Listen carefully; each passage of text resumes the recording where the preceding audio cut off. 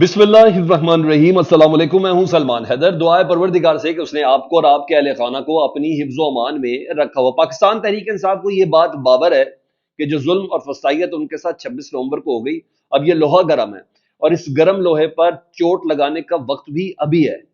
जितनी इसमें देर होगी और उतना ही ये मामला दबाने में हुकूमत या इंतजामिया कामयाब हो सकती है या ताकतवर। अभी तो आने वाले 2-4 दिनों में आपके पास वीडियोस पैगाम भी आना शुरू हो जाएंगे कि हमें कितने पैसे दे के बुलाया गया, हमें कितने पैसे लेके बुलाया गया। अभी हुकूमत अपनी तरफ से पूरी पूरी कोशिशें और सब लगेगी। तो मैंने वो जो लोहा गर्म वाली बात इसलिए की कि मैंने रात को एक खबर रात गए आपके साथ शेयर की थी कि मेरी पाकिस्तान तहरीक इंसाफ की सीनियर क्यादत से मेरी बात हुई थी। मैंने कहा था 3 दिन, और जिसमें फिरदौस शमीम नकवी साहब का मैंने आपको नाम भी लिया था कि 3 दिन के अंदर अंदर हम दोबारा एक डेट अनाउंस करने जा रहे हैं। तो जो खबर रात को मैंने दी थी कि एहतजाज की कॉल होने लगी है, धरने की कॉल दोबारा पीटीआई देने लगी है, वो अब मजीद मेच्योर हो गई है। वो जो एक मुतल्लका जो प्लेटफॉर्म है, जी हाँ, उस पर यह फैसला हो गया। एक तो रात को अली अमीन गंडापुर साहब की जो केपी के असेंबली की जो तकरीर थी ना सर, वो अपनी जगह इंतहाई खतरनाक और इंतहाई तशवीशनाक थी। और कम से कम उन लोगों के लिए जो समझते हैं कि रियासत के मामला ताकत के साथ चलाए जा सकते हैं, कम से कम उन हुकूमती अनासर के लिए जो ये समझते हैं कि अगर सिर्फ हमारे पास अगर पावर है तो उसका बेदरीग इस्तेमाल करके ही हम रियासत को चला सकते हैं और सियासी जमात को क्रश किया जा सकता है। यानी वो ये समझता है ताकत से, और या अवाम के मैंडेट पर कोई काली चादर उड़ा दी जाए, ये किया जा सकता है। तो अब मुतलका जो फोरम है ना, वो है पाकिस्तान तहरीक इंसाफ का। वहाँ से मंजूरी हो गई है जी।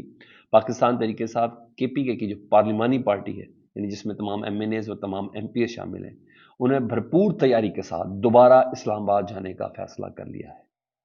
भरपूर तैयारी के साथ तमाम अरकान कौमी असम्बली और सूबाई असम्बली इस अजलास में शरीक थे। अली अमीन गंडापुर साहब की जेर सदारत से यह इजलास था और दोबारा इस्लामाबाद धरने के लिए जाया जाएगा, ये फैसला हुआ है। इजलास में चीफ मिनिस्टर खैबर पख्तूनख्वा अली अमीन गंडापुर साहब पर भरपूर एतमाद का भी इजहार किया गया। उनकी इस तमाम किरदार में उनसे नहायत इत्मीनान का इजहार किया गया कि आपने जो कहा था, इमरान खान साहब से जो वादा किया था, वो वादा आपने पूरा किया। आप डी चौक पहुंचे और फिर जिस तरीके से वो फस्तायत हुई, जाहिर बात है लोगों ने अपनी आंसू गैस की डिफेंड करने के लिए पानी की बोतलें, यही हथियार था ना इनके पास, नमक वाला पानी, अर्के गुलाब, मास्क, यही सब चीज़ें थी। तो उनको ये तो नहीं बिल्कुल भी एक्सपेक्ट कर रहे थे कि आगे से इस तरीके से अंधेरा करके उनके ऊपर जुल्म सितम किया जाएगा। तो अब इस्लामाबाद वाक़े से मुतल्लिक ना अली अमीन गंडापुर साहब ने ये फैसला कर लिया है और इजलास में इस्लामाबाद में पीटीआई कारकुनों पर जो तशद्दुद हुआ और जो जानी नुकसान हुआ, उस पर मौजूदा सियासी सूरत हाल पर तफसीली बहस भी हुई। और इस्लामाबाद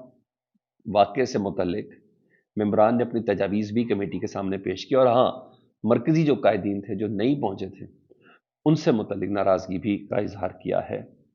कि डी चौक में क्यों नहीं पहुंचे, ये कहाँ गायब थे, ये तमाम चीज़ें थी। मतलब पाकिस्तान तहरीक इंसाफ की उस मरकज़ी क़यादत ने यह फैसला कर लिया कि लोहा गर्म है और अब तो 12 डेड बॉडीज़ भी पाकिस्तान तहरीक इंसाफ को मिल चुकी है जी। और अली अमीन गंडापुर साहब की मैं तकरीर के मुंदरजात दोबारा नहीं सुनाना चाहता हूँ, मैंने आपको सुबह सुना दिए। तो उससे अंदाज़ा लगाया जा सकता है कि तगड़ी चोट है और लगेगी इस वजह से कि लोहा इस वक्त बहुत गर्म है। ये इस वक्त डिसाइड हुआ हुआ जी। उधर मैं ज़रा दीगर कुछ खबरों में मोतीउल्लाह जान साहब से तो देखिए कि अचानक कैसे जादू होता है। ये मोतीउल्लाह जान साहब के ऊपर आपको पता है जो एफआईआर दर्ज हुई थी, ना हुकूमत उसको डिफेंड कर पा रही थी, ना हुकूमती लोग उसको डिफेंड कर पा रहे थे, ना कोई सहाफ़ी उस एफआईआर को डिफेंड कर पा रहा था। तो कल तो हुकूमती वज़रा ने भी कहा कि कोई ना, अता तारण साहब ने कहा हम कोई हल निकालते हैं, राना सनाउल्लाह साहब ने कहा कि एफआईआर ही मज़ाक़ खेज़ है, ये किसी तौर पर भी एक्सेप्टेबल ही। हाँ, ख्वाजा आसिफ साहब ने ज़रूर अपना जहर उगला था कि ये साफ़ी नहीं है, ये है, वो है, लेकिन बहरहाल ये चीज़ थी। और फिर कल इस्लामाबाद हाई कोर्ट ने वो जो रिमांड ट्रायल कोर्ट ने दिया था उसको कैंसिल कर दिया। तो अब वो जुडिशल पे थे, जुडिशल पे तो जमानत के लिए अप्लीकेबल थे, और जब सारी कुंडियां एक साथ हिल गई तो आज उनको ट्रायल कोर्ट में पेश किया गया। जब ट्रायल कोर्ट में पेश किया गया तो उससे पहले वहां जो जज साहब थे ना, वो सप्रा साहब, वो ही बड़े मुंतजर नजर आए, इतने बेकरार इस्तराब में नजर आए जैसे भाई वो बेताब है। आज उनको ख्वाब में भी यही आया, नाश्ते में भी यही आया कि भाई आपने मुतील्ला को हर हालत में ना जमानत देनी है, क्योंकि उसको गिरफ्तारी जो है ना और जो एफआईआर दी गई वो तो उल्टी पड़ गई है। वो उन शकूक और शुबहात को तकवीत दे रही है कि जिसमें कहा जा रहा है कि पाकिस्तान तहरीक इंसाफ के ऊपर ज़बरदस्ती और पाकिस्तान बकौल पाकिस्तान मैसेकर हुआ है, अंधेरे में गोलियां चला के उनके कारकुनों को मारा गया है।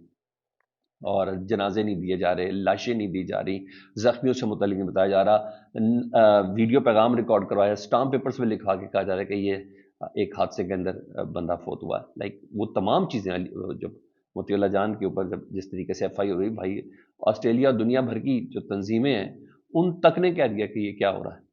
تو اس کے بعد جب پتہ چلا کہ یہ ایف آئی آر تو بنی پڑی الٹی گئی،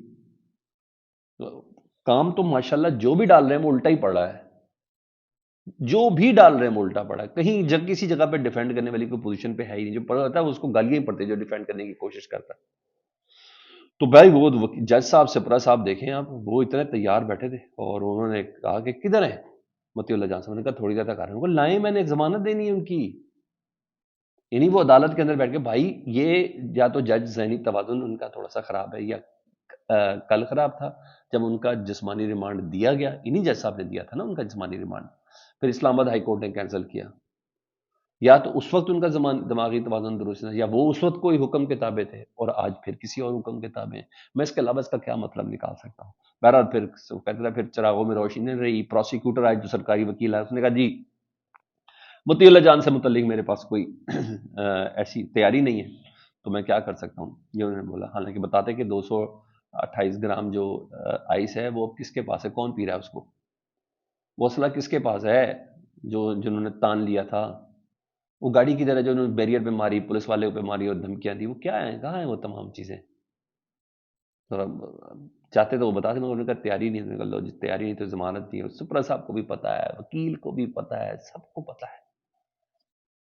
تو یہ ہوا۔ ہاں بشرا بی بی کی جو ترجمان ہے مرشال یوسف زئی صاحبہ، کل ایک پروگرام انہوں نے کیا جو میں نے آپ کو اپڈیٹ کیا کہ بشرا بی بی صاحبہ کی گاڑی خراب ہوئی، کیمیکل پے کا گیا اور پھر ان کو دوسری گاڑی میں شفٹ کیا گیا، جس کی ایک ویڈیو بھی ہے۔ تو اس دوران بشرا بی بی صاحبہ کو یہ کہا گیا کہ آپ کو واپس ڈی چوک چھوڑ کر لے جائیں گے، آپ کو دوبارہ ڈی چوک ہی لے کے جائیں گے، لیکن انہوں نے سیدھا مانسہرہ زبردستی لے جایا گیا۔ اس کے بعد کافی تھرتھلی مچی، پھر دوسری تھرتھلی بشرا بی بی صاحبہ کی جو بہن ہے مریم وٹو صاحبہ، ان کی بات سے بھی مچی، تو کافی زیادہ ہو گیا۔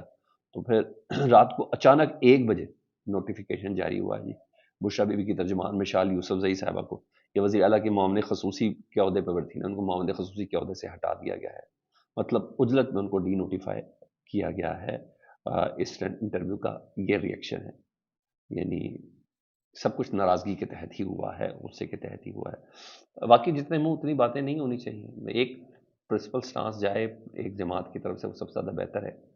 یا تو بشرا بی بی صاحبہ خود کر دیں تو سب سے زیادہ ہی مناسب ہے، لیکن بہرحال ان کو پہلے بھی ایک کوئی ایڈوائزری تھی، ان سے ان کو ہٹایا گیا تھا، یہاں یہ دوسرا بھی ہٹا دیا گیا ہے۔ یا تو یہ ہوا۔ ادھر عمران خان صاحب کا جو کیس تھا 9 مئی کے حوالے سے، جس میں 4 کیسز میں عمران خان صاحب کی ضمانت ہو گئی تھی، 8 کیسز میں رہتی تھی، اے ٹی سی عدالت لاہور میں اس 8 کیسز کی ضمانت بھی کینسل کر دی گئی تھی، اس کا تفصیلی فیصلہ جاری ہوا، بڑا مزیدار قسم کا تھا، اس میں جج مکمل طور پہ کنونس ہو گیا، جو پچھلے 1.5 سال سے نہیں کنونس ہو سکے، جو سپریم کورٹ کنونس نہیں ہوئی جس پہ، اس میں عمران خان صاحب کو انہوں نے بری کیا، ہائی کورٹس نے عمران خان صاحب کو بری کیا، اس کے علاوہ ٹرائل کورٹس نے عمران خان صاحب کو بری کیا، چاہے پنڈی کی ہوں چاہے لاہور کی، لیکن یہ جج صاحب جو ہے نا، انہوں نے کہا نہیں، میں سپریم کورٹ سے بھی زیادہ سپرلیٹو ڈگری پہ ہوں، مجھے ہائی کورٹ سے بھی زیادہ علم حاصل ہے، مجھے اپنے ساتھی ججز سے متعلق بھی سب سے زیادہ مجھے پتا ہے، میں ہی ہوں جس کو سب کچھ پتا ہے۔ اور انہوں نے جی 7 صفحات پر مشتمل ایک طویل فیصلہ جاری کیا جی کہ عمران خان صاحب 9 مئی کے واقعات کے ذمہ دار ہیں، اس فیصلے میں انہوں نے جی وہ دے دیا حلف جی، 9 مئی جلاؤ گھراؤ کے ذمہ دار عمران خان صاحب کو قرار دیا، انہوں نے کہا موجودہ کیس میں سازش یا اشتعال انگیزی پر اکسانے کا کوئی معمولی کام نہیں ہے، سازش کے گواہان کے بیانات بھی موجود ہیں، ریکارڈ پر موجود ہیں، وہ کون ہے ذرا بتائیں، ذرا مزہ آ جائے گا جی، پروسیکیوشن کے پاس آڈیو ثبوت موجود ہے، کہاں ہے کس کے، ذرا یہ بھی بتا دیں تو مزہ ہی آ جائے گا، وہ تمام افراد جو آئی پی پیز میں گئے ہیں ان کے ثبوت کی بات کر رہے ہیں، یا جنہوں نے ویڈیو پیغام ریکارڈ کرے ہیں ان کے ثبوت کی بات کر رہے ہیں، یا جنہوں نے پرائم ٹائم میں ٹی وی شوز کے اندر جن کو باندھ کے لایا گیا، ہاتھ منہ نیلے لال تھے جن کے، ان کے بیانات کی بات کر رہے ہیں جج صاحب۔ اچھا جی، تو پولیس کے مطابق سازش زمان پارک میں ہوئی، اچھا پولیس کا موقف درست ہوگا، ویری گڈ، زمان پارک میں تیار کی گئی، جس کے بعد جلاؤ گھراؤ کے واقعات ہوئے، عمران خان عام آدمی نہیں، ان کے بیان کی اہمیت ہے، اور سابق وزیر اعظم بھی ہیں جس پر ورکرز عمل کرتے ہیں۔ وکیل نے ہمیں بتایا کہ عمران خان کی ضمانتیں ہو چکی مگر عدالت نہیں مانتی، لو یہ سسٹم نے فیصلہ دے دیا، جانا اس لیے کہاں ہے، ان کیسز میں. لیکن آپ چیک کریں کیسے آٹو پرفارم ہو رہا ہے یہ سسٹم. اب دیکھیں آگے کیا ہوتا ہے. اپنا بہت خیال رکھیں. اللہم صلی علی محمد و آل محمد.